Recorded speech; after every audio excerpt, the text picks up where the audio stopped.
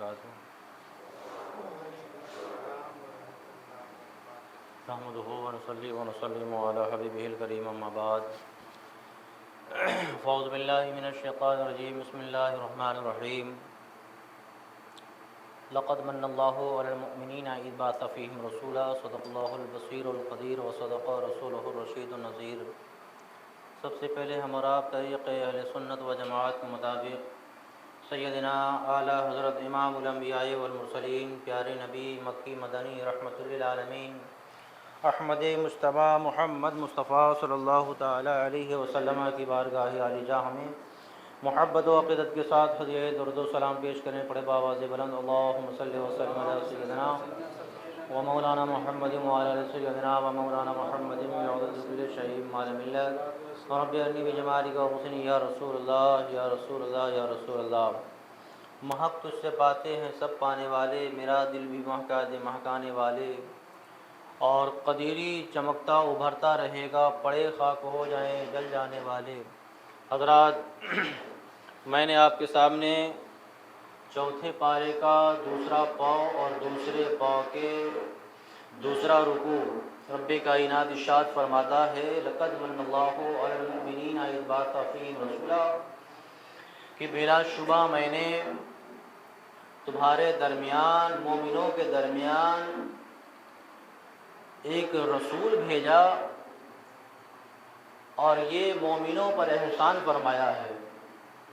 کسی چیز کو اللہ تبارک و تعالیٰ نے اتنی نعمتوں سے نوازا، اتنی برکتوں سے نوازا، لیکن کسی چیز میں یہ نہیں فرمایا کہ ہم نے یہ دیا، یہ نہیں فرمایا کہ ہم نے یہ تمہیں نعمت دی ہے، لیکن جب اپنا محبوب عطا فرمایا، جب اپنا رسول عطا فرمایا، جب ہم گناہ گاروں کے نزدیک اپنا رسول بھیجا تو ارشاد فرمایا کہ مومنوں پر احسان فرمایا کہ تمہارے درمیان ایک رسول بھیجا ہے، رسول بھیجا ہے۔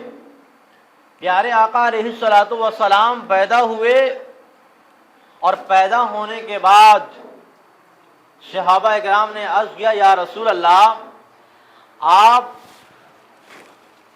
ہر پیر کے دن آپ روزہ رکھا کرتے ہیں، اس کا کیا مطلب؟ ارشاد فرمایا کہ میں پیر ہی کے دن پیدا ہوا تھا، میں پیر ہی کے دن پیدا ہوا تھا، اس لیے میں روزہ رکھتا ہوں۔ اور پیارے آقا علیہ الصلوۃ والسلام پیدا ہونے کے بعد مکہ شریف میں پیدا ہوئے، بچپن کا زمانہ ہے، اور اتنی کم سنی کے زمانے میں، بچپنے کے زمانے میں معلوم ہوا، لوگوں کو معلوم ہوا کہ مکہ شریف میں بچوں کا انبار لگا ہوا ہے، جتنے بھی قافلے والے جا رہے ہیں سب بچے لے کر آ رہے ہیں۔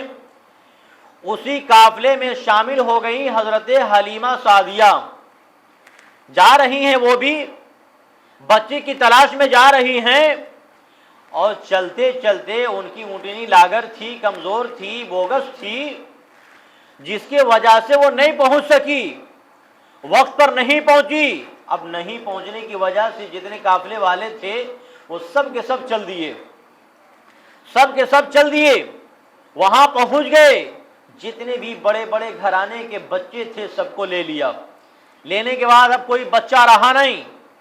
لیکن جب حلیمہ سعدیہ وہاں پہنچی تو پہنچنے کے بعد چکر لگا رہی ہیں، اور پیارے آقا علیہ الصلوۃ والسلام کے دادا جان سیدنا حضرت عبد المطلب رضی اللہ تعالیٰ عنہ دیکھا، آپ نے نگاہیں ملائیں، ملانے کے بعد ارشاد فرماتے ہیں عبد المطلب کیا ہے خاتون، نام کیا ہے تمہارا؟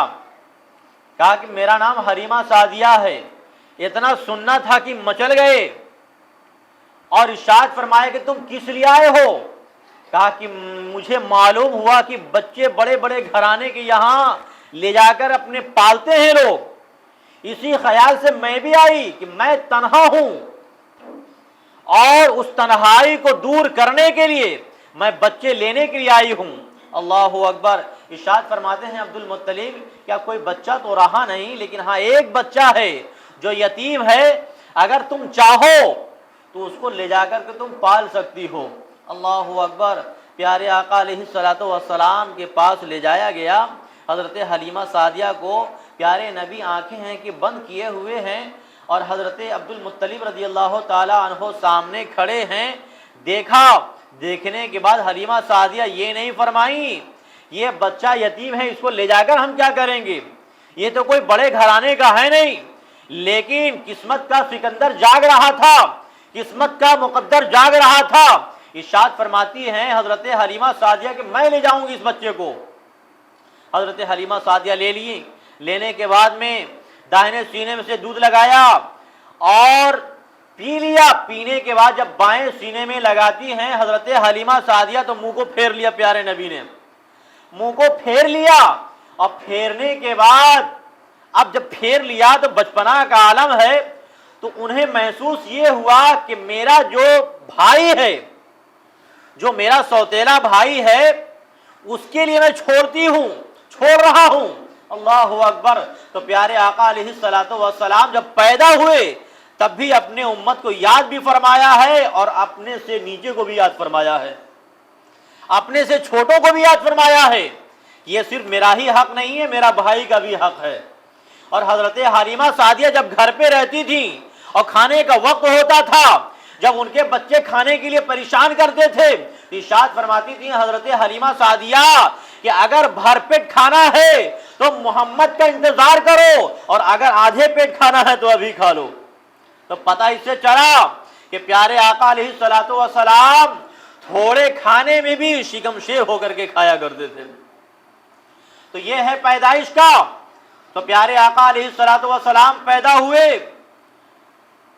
ابھی تو پیارے نبی نے اعلان نبوت بھی نہیں فرمایا، دشمن تیار،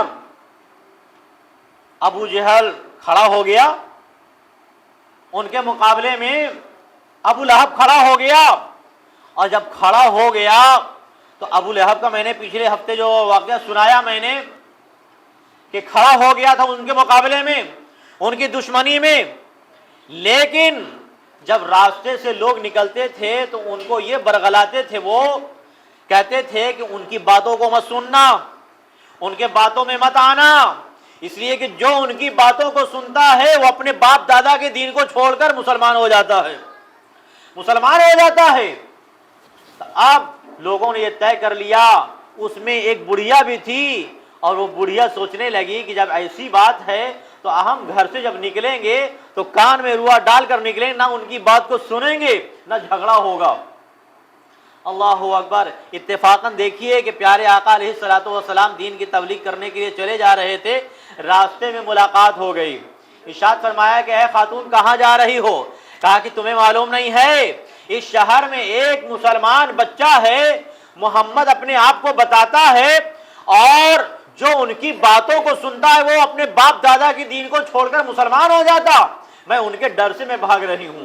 اللہ اکبر۔ ارشاد فرماتے ہیں پیارے آقا کہ وہ کوئی اور نہیں ہے، میں ہی ہوں۔ جب اتنا بتانا تھا تو بتانے کے بعد پیارے آقا علیہ الصلوۃ والسلام لیے ان کی گٹھی کو لیے، اپنے سر پر لیا اور لے کر کے راستہ طے کیا۔ چلتے چلتے راستے میں بات چیت ہو رہی ہے لیکن کچھ کہا نہیں کہ ہاں میں کون ہوں۔ اللہ اکبر۔ پیارے آقا علیہ الصلوۃ والسلام سے ارشاد فرماتی ہیں وہ خاتون کہ اے بچے، تم تو بڑے گھرانے سے لگتے ہو، تم تو عہدے پر اونچے لگتے ہو، تم تو بڑے گھرانے کے لگتے ہو، تمہارا نام کیا ہے؟ اللہ اکبر۔ کہا کہ ماں تھوڑا دور اور آگے چلو، منزل پہنچنے دو پھر میں بتاتا ہوں۔ اللہ اکبر۔ پیارے آقا علیہ الصلوۃ والسلام چلے اور جہاں ان کی منزل تھی وہاں پر منزل پر پہنچنے کے بعد ارشاد فرماتے ہیں پیارے آقا علیہ الصلوۃ والسلام کہ جس کے ڈر سے تم بھاگ رہی ہو وہ کوئی اور نہیں ہے، میں ہی محمد الرسول اللہ صلی اللہ علیہ وسلم۔ اللہ اکبر۔ اتنا سننا تھا کہ وہ بڑھیا جو تھی، جو بھاگ رہی تھی، وہ کلمہ پڑھ کر مشرف با اسلام ہو گئی ہے۔ یہ ہے پیارے آقا علیہ الصلوۃ والسلام کی سیرت پاک، یہ پیارے آقا علیہ الصلوۃ والسلام کا قانون کہ جو پیارے نبی جس کو جی بھر کے دیکھ لیں، ایک جھلک دیکھ لیا تو صاحب ایمان بنا دیا ہے، صاحب ایمان بنا دیا۔ یہ پیارے آقا علیہ الصلوۃ والسلام کا کردار۔ اب جو پچھلے ہفتے میں نے جھنڈے کی بات کیا تھا کہ پیارے نبی کا جھنڈا کیسا تھا، پیارے آقا علیہ الصلوۃ والسلام کے دو جھنڈے تھے، پیارے آقا علیہ الصلوۃ والسلام کے دو جھنڈے تھے، ایک تو بالکل کالا تھا، ایک بالکل سفید تھا، اور ایک کالا سفید دھاری والے تھا۔ یہ دونوں جھنڈا تو پیارے آقا علیہ الصلوۃ والسلام لگائے، لیکن آج کتنے بڑے نادان ہیں وہ لوگ جو جھنڈا لگانے سے منع کرتے ہیں۔ ابھی ہمارے اور آپ کے درمیان سے 15 اگست گزرا ہے، 15 اگست میں کوئی فتویٰ نہیں مانگے گا، کوئی اس پہ پابندی نہیں، کوئی نہیں کہے گا یہ اس کا ثبوت کہاں سے ہے، یہ کہاں سے ثابت ہے۔ معلوم ہے اسے کہ اگر ہم اس کا ثبوت کھوجیں گے تو پولیس والے پھر ہمارے ثبوت کھوجیں گے، دین کا غدار بتایا جائے گا، بھارت کا غدار بتایا جائے گا۔ اچھا ٹھیک ہے، تھوڑا دیر کے لیے مان لیتے ہیں ہم کہ آپ نے 15 اگست کا ترنگا جھنڈا لگایا، اس لیے لگایا کہ ہم اس دیش میں رہتے ہیں، اس لیے لگایا کہ ہم اس جنم بھومی میں رہتے ہیں، اس لیے لگایا کہ ہم ہندوستان میں رہتے ہیں۔ اور اگر ہم اس جھنڈے کو، اس ترنگے کو اگر ہم تھوڑی دیر کے لیے نہیں کہہ دیں گے کہ ہم جھنڈا نہیں لگائیں گے تو ہمیں غدار مانا جائے گا، غدار مانا جائے گا، دشمن مانا جائے گا۔ ارے جب دیش بھکتی جھنڈے کو لگانے پر تم دیش کا غدار مانا جاؤ گے تو ارے پیارے آقا علیہ الصلوۃ والسلام کے نہیں جھنڈا لگانے پر پیارے نبی کا بھی غدار نظر آؤ گے، پھر پیارے نبی کا غدار نظر آؤ گے۔ اس لیے جہاں پر پیارے آقا علیہ الصلوۃ والسلام نے اور اسی بھارت کو اگرچہ حکومت ملی ہے، اگر طاقت ملی ہے، اگر توانائی ملی ہے تو پیارے آقا علیہ الصلوۃ والسلام کے صدقے میں، پیارے آقا علیہ الصلوۃ والسلام کے صدقے میں حدیث قدسی ہے، پیارے آقا علیہ الصلوۃ والسلام نے ارشاد فرمایا، اللہ تبارک و تعالیٰ نے ارشاد فرمایا کہ اے محبوب اگر آپ کو پیدا کرنا میرا مقصد نہ ہوتا تو میں دنیا کا کسی شے کو میں پیدا نہیں کرتا۔ تو ہمارا بھارت کہاں سے بنتا، پھر یہ جھنڈے کہاں سے بنتے، پھر یہ ترنگے جھنڈے کہاں سے آتے؟ تو یہ بھارت کا جو بھی چیز ہے پیارے آقا علیہ الصلوۃ والسلام کا صدقہ ہے۔ تو جب ہم ترنگے جھنڈے کو نہیں لگانے پر ہم دیش کا غدار بن جاتے ہیں تو پیارے آقا علیہ الصلوۃ والسلام کے جھنڈا نہیں لگانے پر ہم پیارے نبی کا غدار نظر آئیں گے۔ اس لیے پیارے آقا علیہ الصلوۃ والسلام کے دو جھنڈے تھے، اور یہ حدیث پاک بخاری شریف میں بھی موجود ہے، یہ حدیث پاک مسلم شریف میں بھی موجود ہے، اور یہ کتاب میرے پاس بھی موجود ہے۔ پیارے نبی کے دو جھنڈے تھے اور دونوں جھنڈا پیارے آقا علیہ الصلوۃ والسلام نے استعمال فرمایا ہے۔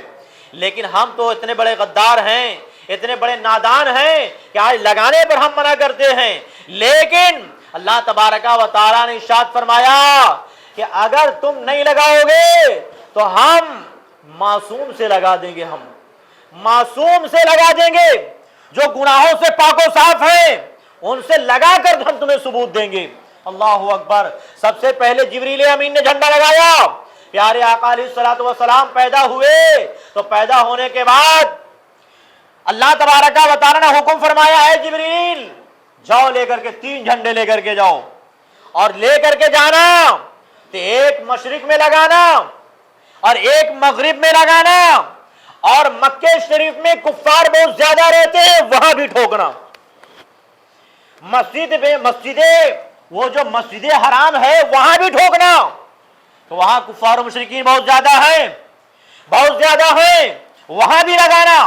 اللہ اکبر۔ ہو سکتا ہے کہ مشرق میں لگاؤ گے جھنڈا لیکن مکہ شریف میں کفار نہیں دیکھ پائیں، مکہ شریف کے کفار نہیں دیکھ پائیں، مغرب میں جھنڈا لگاؤ گے ہو سکتا ہے کہ یہ کفار نہیں دیکھ پائیں، اس لیے جھنڈا لگانا تو کعبے شریف کے چھت پہ گاڑ دینا ایک۔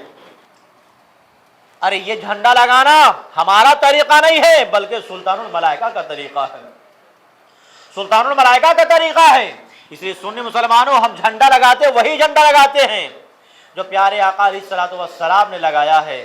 اور آج جب پیارے نبی کا وصال شریف ہوا تو وصال شریف کے بعد جب ان کا صندوق کھولا گیا، ان کا بکسہ کھولا گیا تو اس میں ایک جھنڈا اور نکلا، اس میں ایک جھنڈا اور نکلا، وہ تھا پیلا، لیکن کبھی پیارے آقا علیہ الصلوۃ والسلام پیلا جھنڈا کو استعمال نہیں فرمایا، کبھی استعمال نہیں فرمایا، بلکہ سفید اور کالا جھنڈا استعمال فرمایا ہے۔ یہ دو جھنڈے استعمال فرمائے ہیں، اور پیارے نبی کا جو جھنڈا تھا وہ کالا سفید دھاریوں والی جھنڈا تھا۔ تو یہ پیارے آقا علیہ الصلوۃ والسلام کا طریقہ، اور ہم اسے پیارے آقا علیہ الصلوۃ والسلام کے اصول پر، ہمیں تو معلوم نہیں ہے کہ پیارے نبی کا جھنڈا کیسا تھا، لیکن کیسا کلر کے تھا، لیکن اب ہم پیارے نبی کا پسند دیکھیں گے، ہم ان کا جھنڈا کیسا تھا، ان کا پسند کیسا تھا۔ تو پیارے نبی کے جو پسند تھا اس جھنڈے کو ہم پھر لگائیں گے، اس جھنڈے کو ہم لگائیں گے۔ اور یہ جو ابھی ہرا جھنڈا چلا ہوا ہے یہ پاکستانیوں کا ہے، یہ دعوت اسلامی والے کے ایک تنظیم چلایا انہوں نے، اور ایک نام دے دیا کہ اسلامی جھنڈا، یہ کوئی اسلامی جھنڈا نہیں ہے، یہ ہرا جھنڈا اسلامی جھنڈا نہیں ہے، اس لیے کہ ہرے جھنڈے کا خواب دیکھنا یہ موت کی نشانی ہے۔